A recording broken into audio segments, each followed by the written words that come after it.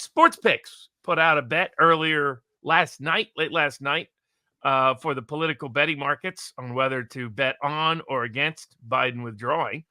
And you can go there to get those picks. They might already be substantially up in the betting markets. But first up, the ballot access problems. So ever since Ross Perot 1996, the both parties have conspired to create laws in various states entirely intended to exclude another Ross Perot, to exclude a third-party independent candidate challenger.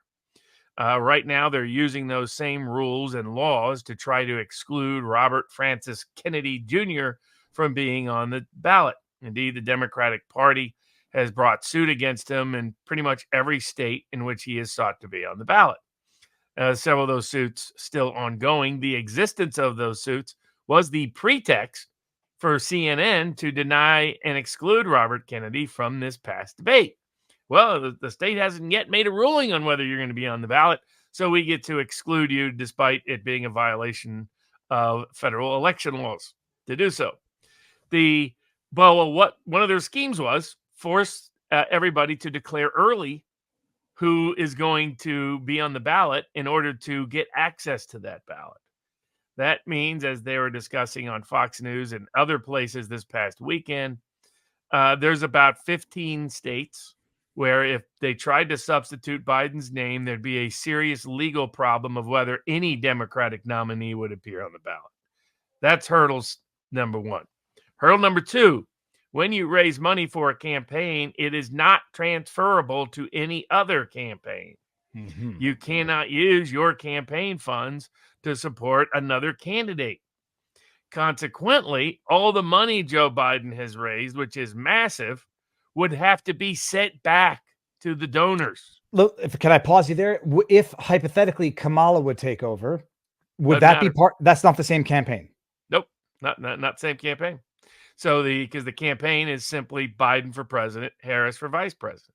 So you can't, but that money can't be transferred to Harris for president. Right now, I'll get into there a way that some of these legal hurdles could be skipped, but I'll get to that in a second. The next problem is the Democratic Party's rules.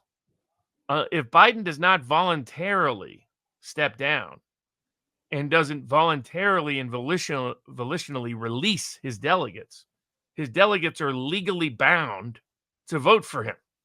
It means the Democratic Party cannot nominate anyone else. Indeed, due to their Ohio ballot issues, the Democratic Party's already nominated Joe Biden for the presidency. They held a virtual nomination for this. So being able to replace him is exceptionally difficult unless he agrees to doing so, and highly unlikely. Now then you have what happens if he does step down. Well, he doesn't get to declare who his replacement is. The Democratic National Committee in August in 2024, just like 1968, would have a contested convention. And it would be on the convention, but all the delegates would have been Biden loyalists. So he would probably have a lot of influence on who they chose to replace him and succeed him. But that's who would choose it, not party hierarchy, not super delegates, not congressmen and senators, not Biden himself. Those delegates would make a pick. There are plenty of people in the Democratic Party for political reasons who don't want to have who don't want to have Chicago 1968 all over again. Now, for those who don't know anything about Chicago 1968, Robert, what happened? In Chicago 1968 was where Robert Kennedy Sr. had been assassinated prior to the convention. Lyndon Baines Johnson had stepped down from seeking renomination, so Hubert Humphrey stepped in at the last minute. Many of the Kennedy supporters and the anti-war vote didn't want anything to do with the Johnson administration. They held massive protests throughout the city in Grant Park and elsewhere. The Chicago police went and basically blitzkrieged those kids everywhere they were.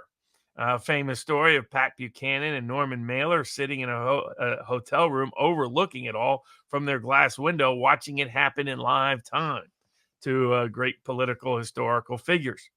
It would go viral, and many people believe the Democratic Party never recovered from that. Then there was all the things happening on the convention floor with Mayor Daley referring to a Democratic senator from Connecticut as "you stupid kike, why don't you shut up?" Other things that were not politically correct then or now. And so the fear is that you would have all the anti-Israel protesters would, if they knew there was a contested convention, they are going to descend on the city of Chicago again, and they're going to have flashbacks to what that insanity was like. They're going to try to intimidate all the Biden delegates into nominating an anti-Israeli candidate or an anti-Israeli platform. They don't want to get anywhere near that. Then you get into the diversity, equity, and inclusion quotas of the Democratic Party, and you have that level of insanity. Then you have the inner California problems, which is that Newsom comes from one wing. He comes from the Pelosi-Feinstein wing of the Democratic Party base. Kamala Harris comes from the Willie Brown wing of the Democratic base. That they hate each other, even though they're both based in San Francisco. And that would be one of the nastiest wars on the planet if Newsom throws his hat in the ring in against Harris. Booty, booty, gay, gay ain't going nowhere. He'll be throwing his hat into the ring, and he has the backing of a lot of high-ranking Obama people. But so they would just see a complete disaster if that is what takes place. And it's because of the legal rules that require Biden to volitionally release them, and those Biden delegates are now the ones deciding the next nominee if it were to go that route. If I may pause you there, though, is there a rule about unfaithful delegates, or so? This is one of the memos that internal research. Yeah, in some state laws, there's some states that have passed those laws. There's the Democratic Party's own rules, which sometimes are also governed by various state laws, depending on the circumstances.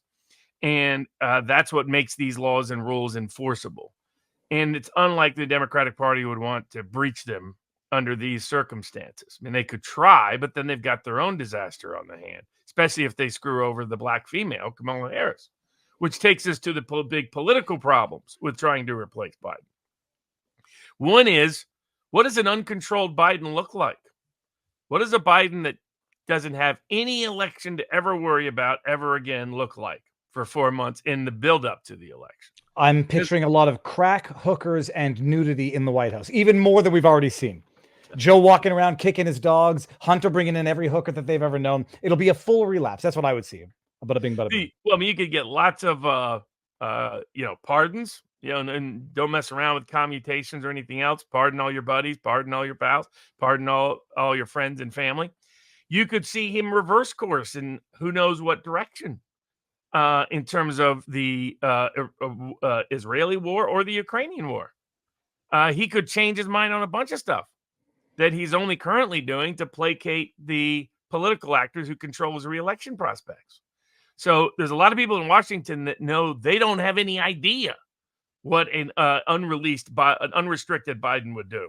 So they're not all that thrilled with that either, that option. And then you have the other ace in the hole, which is that every other replacement for Joe Biden is more unpopular than Joe Biden. And they just tested it after the debate, and it was still true. Biden was still getting more votes than every other Democratic candidate for the presidency, especially in swing states, particularly in the industrial Midwest. Newsom, Kamala Harris, booty, gay, all the others, they have no chance in the industrial Midwest. And Biden has a vestigial legacy appeal with those voters. So there are massive legal, political, and financial hurdles to replacing Joe Biden. Now, there is a way to do so. There's 3 ways you could do so in terms of not doing it volitionally. If he were to suddenly become officially incapacitated, in that case, he'd have to be removed from the presidency itself under the 25th Amendment. If he were to die, then he can be replaced. The other is he could say, I'm going to stay on the ticket, but come February 2025, I'm going to step down so that I'm running to keep the country safe, keep the country secure, keep it away from that terrible Donald Trump. But I'm going to turn over the helm to Kamala Harris come February 2025. That would be a way in which he could sort of walk between the lines and avoid all the financial, political, and legal fallout. Problem, of course, is Kamala Harris is deeply unpopular throughout the country, especially in swing states. So that's the legal hurdles and the practical hurdles to trying to replace old Uncle Joe.